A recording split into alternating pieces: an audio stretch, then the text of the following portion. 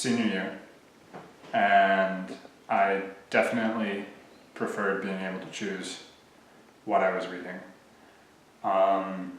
It was interesting though, because again, I said I like sci-fi and fantasy. A lot of other kids don't necessarily like that. So I was still within a group, and we were still trying to pick our books as a group, but even so, that amount of freedom was much greater than anything we've done before to that point. So I think I ended up picking two books that really stand out to me. I remember reading Life of Pi, and I remember reading a very Heart of Darkness. That was the second one. So it was, I definitely preferred doing that.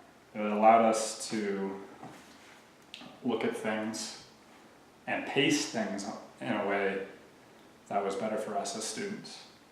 I'm reading Heart of Darkness. Heart of Darkness is not a positive book, right?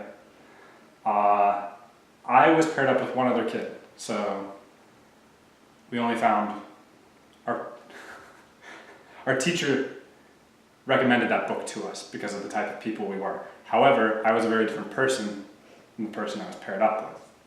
And this was your stereotypical high school communist kind of guy. So that was an interesting experience for me because while we did get to choose the subject matter, we were also required to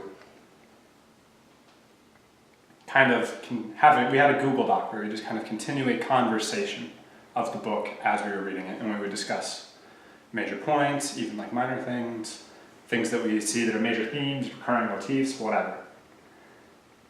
I still have that file somewhere, and if you read through it, it's this kid going off about the global evils of capitalist systems and how still today we are all rotten in America. Me going, okay, I can see your point, because I could see some of his points, but since I was fairly passive in high school, I just allowed this kid to dictate the conversation and go crazy.